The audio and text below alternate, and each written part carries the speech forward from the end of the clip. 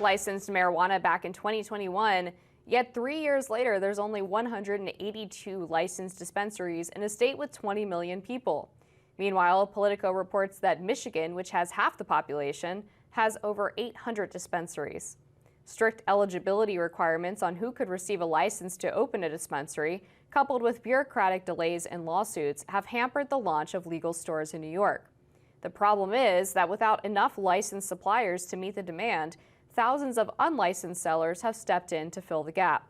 Those unlicensed sellers often skirt rules, for example, setting up shop near schools and selling weed in colorful packaging, Politico reports.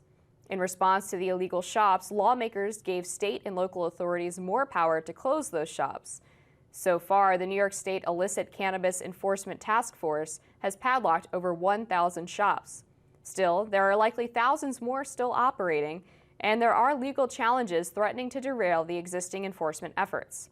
For instance, a judge recently ruled that one cannabis shop that was shuttered must reopen because officers did not follow proper procedures when they shut it down. Still, New York City Mayor Eric Adams and New York Governor Kathy Hochul have celebrated the work done so far. Hochul says that shutting down 1,000 plus unlicensed stores is, quote, bringing us closer to our goal of building the strongest, most equitable cannabis industry in the nation. Part of the whole reason for the push to legalize marijuana was the law's racist enforcement history. For example, the ACLU reported that in 2010, black people were 4 times more likely to be arrested for marijuana than white people, even though both groups consumed marijuana at the same rate. So clearly some issues in the Empire State with this rollout, 3 years in the making with legalizing marijuana, Amber. Yeah, and I think this has been fairly consistent among a lot of the states that have legalized marijuana. We saw in Colorado that their projections for tax revenue off marijuana were well below what they anticipated. They expected about 70 million. It ended up being about 40 to 45. They still have an illicit marijuana market because naturally people want to buy it cheaper. They maybe want types of marijuana, strains of marijuana that aren't available in the legal market, or they want something a little bit stronger. So I think a lot of the promises of the legalized marijuana movement have not really been fulfilled, and this New York example is really only the latest one, because the solution that's being proposed here is to either, well, you would have to lower regulations to open up more legal shops, and the question is, do you really want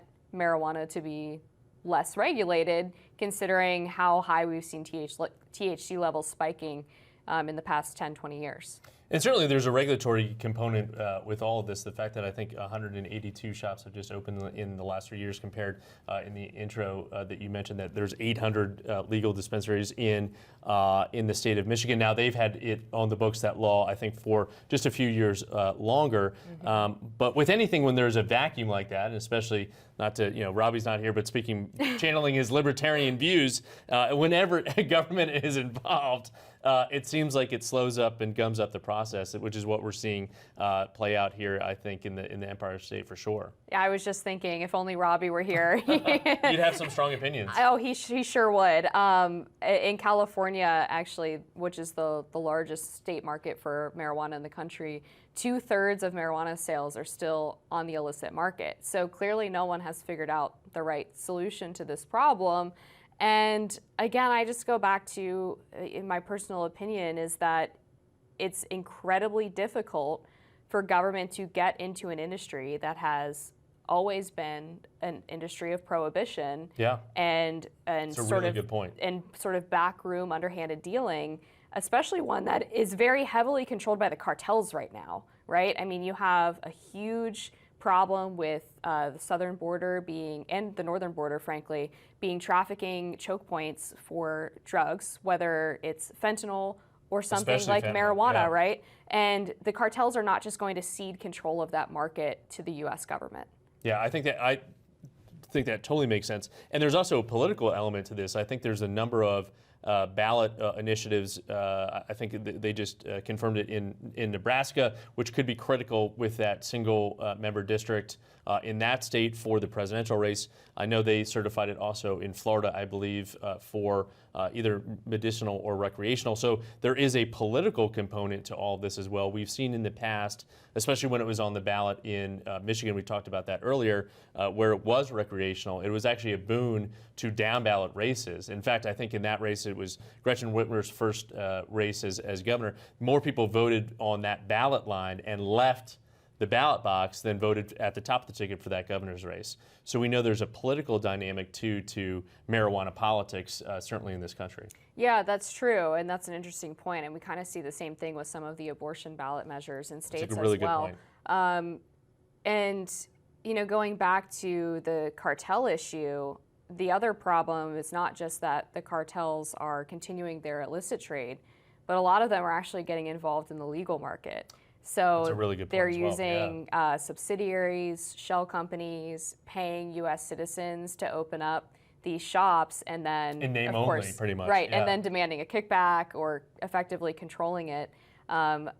This was a problem in Colorado. One of my reporter friends went up there and was reporting on this. And that was issue. one of the first states, I think, that It was. for recreational. It was the more first. than a decade ago, yes. I think. Yeah. Yep. And the cartels still have a very large percentage of the market there.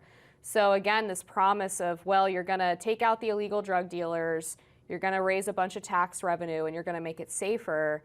Maybe the third one is true, but the first two certainly haven't been realized. Yeah, and I think that's where enforcement comes in so much, and especially as you said in the intro, you know, some of these shops are popping up around schools, catering to young people. The packaging alone is especially a play for younger and younger Americans, which is dangerous, right? So hopefully the enforcement element will be stepped up in the wake of all this, and we can cut some of the red tape to bring these more stores online that are safer and regulated.